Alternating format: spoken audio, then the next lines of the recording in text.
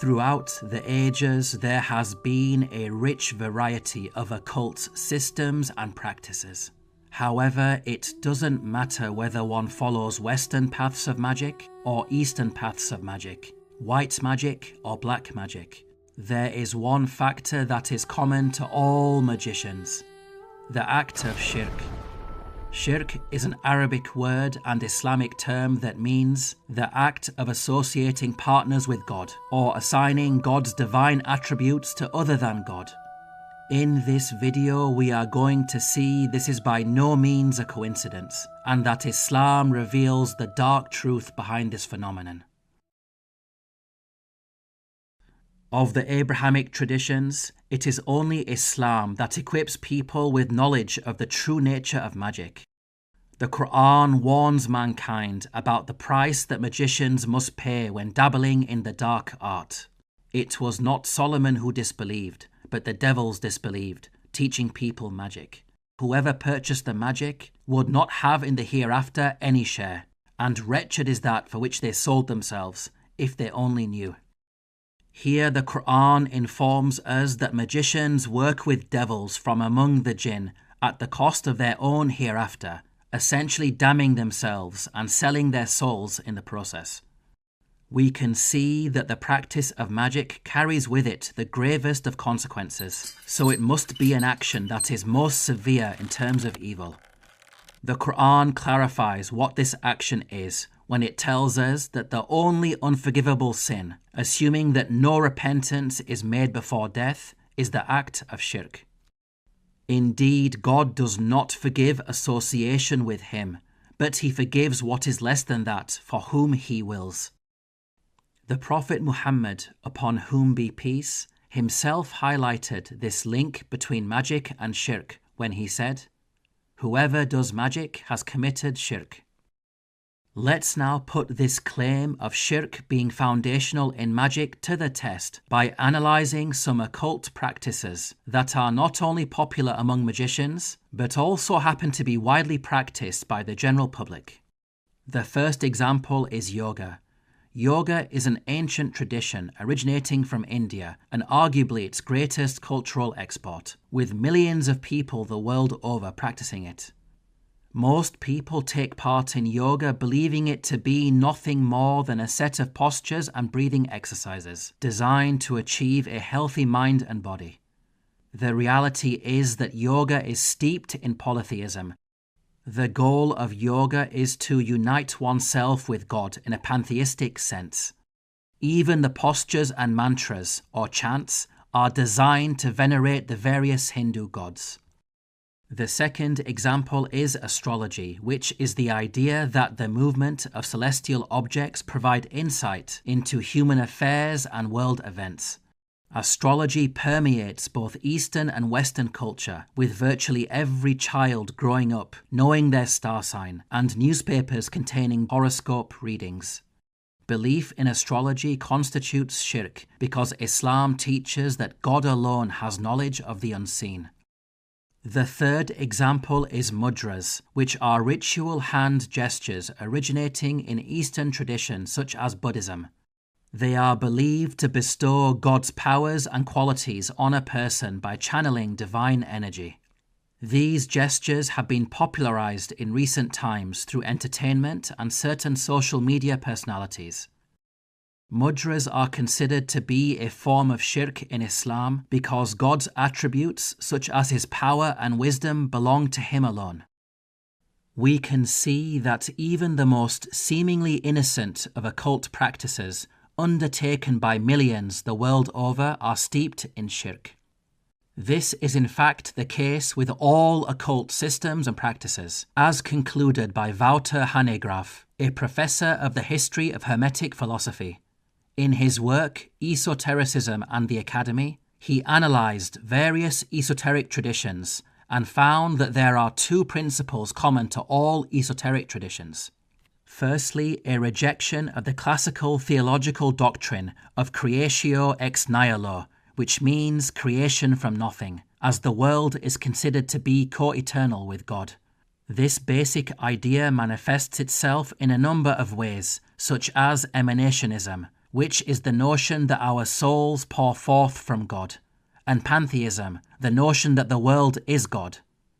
In their different ways, all these variations amount to deification of the creation. Secondly, the belief that human beings can achieve direct experiential knowledge of the divine, which is a concept known as gnosis. This is unlike classical monotheism, in which humanity is dependent on God revealing himself. We can see that not only is shirk prevalent throughout the occult, but it's also the worst kind of shirk. It's one thing to worship an image or idol besides God. It's even worse to believe that God is present throughout the creation, because that makes an idol out of everything. All of this is exactly what we'd expect to find if Satan and his devils are behind magic, just as Islam claims, because their diabolical aim is for mankind to hold the worst of beliefs that will doom them to hell. This concept of deifying the creation can even be used as a moral justification to carry out the vilest and most evil of actions. Take, for example, the Aghori, a small sect within Hinduism. The Aghori reject societal norms of morality because dualistic concepts such as good versus evil and pure versus impure divide the creation, which goes against their belief that God is manifest in everything. Since God is believed to be present in everything, then all things are in unity, and hence there is no distinction between good and evil, or pure and impure, because all things emanate from God. The Aghori apply this philosophy to their everyday actions, going to extremes such as cannibalizing the dead, having sex with corpses, and consuming feces. They claim that by carrying out such actions, they gain immense mystical powers. Now, many Hindus may reject the Aghori by arguing that they are extremists whose actions go against Orthodox Hinduism. The problem with this objection is that the Aghori have simply taken the Hindu belief of unity of existence to its logical conclusion, because if everything is one, then moral categories such as good and evil and pure and impure go against this unity. The mainstream Hindu sage, Sadhguru, fully acknowledges that the practices of the Aghori are a perfectly valid path within Hinduism. As a spiritual process, also it is a possibility. But most people may not get there because most people do not have that kind of perseverance, nor do they have that kind of courage, nor are they capable of handling disgust, because you have to do the most disgusting things in the Aghori path. But they are done by people who want to acquire certain powers to dominate life, to dominate other human beings. As we can see, shirk is not just restricted to the theoretical and spiritual realms. It can have real-world repercussions in day-to-day life.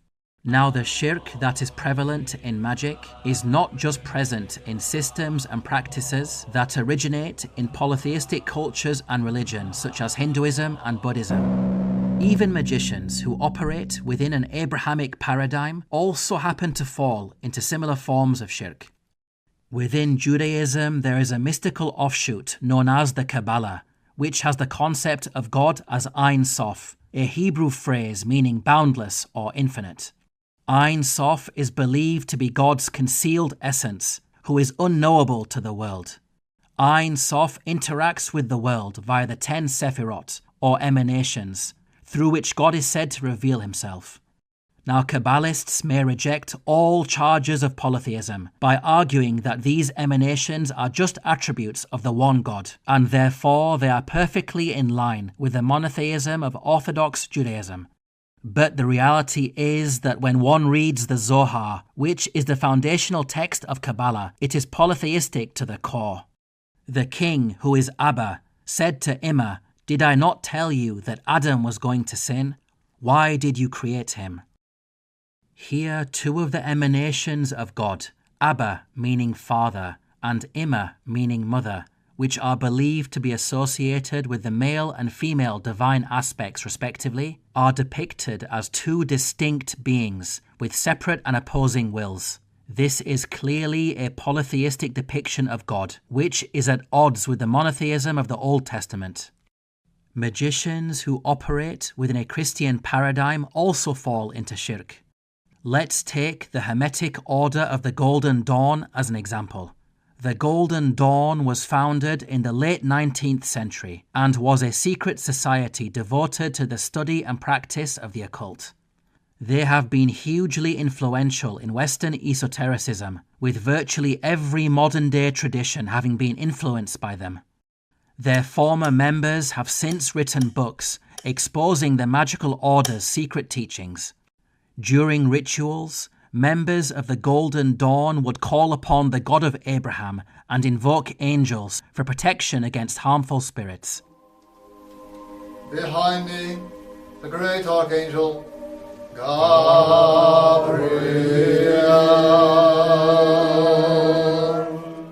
They even made use of Christian symbolism. Here is one of their symbols, known as the Rosy Cross. It has the motto, "The Master Jesus Christ, God and Man." When members worked their way up through the various magical grades, one of the oaths they had to take was, "I, a member of the body of Christ, do this day spiritually bind myself, even as I am now bound physically upon the cross of suffering."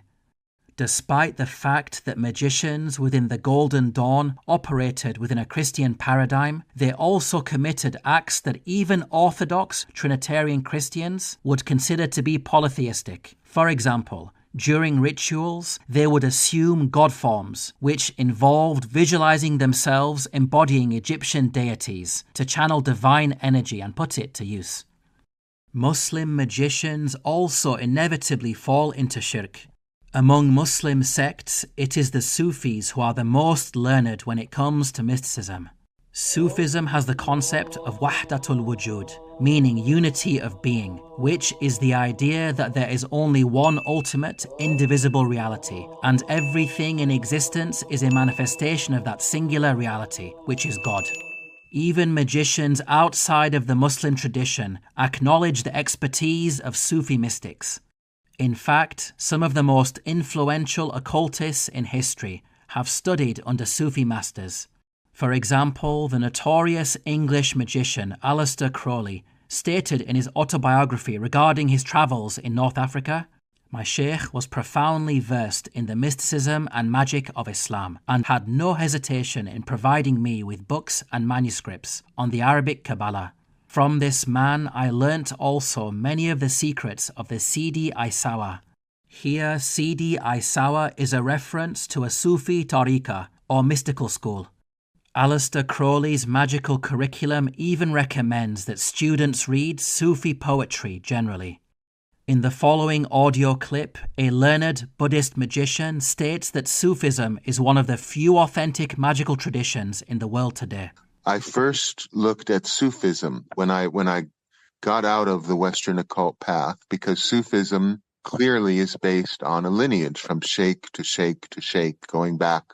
If there is an authentic spiritual tradition, I would recommend Sufism as being one that is reliable. In conclusion, the fact that shirk is the common denominator that underpins the occult proves that there is a mastermind behind it all. Had the various occult systems and practices developed randomly or without direction, then you would expect there to exist practices and systems that fall into both polytheistic and monotheistic paradigms. But reality proves the opposite is the case. Even those practitioners who start out in the Abrahamic traditions end up falling into the worst kinds of shirk. This is by no means an accident, as the driving force behind magic is Satan and his devils, who will only work with magicians on the condition that they commit shirk, just as Islam claims. To learn more about the occult from an Islamic perspective, please download your free copy of the book, The Forbidden Prophecies, at the link below.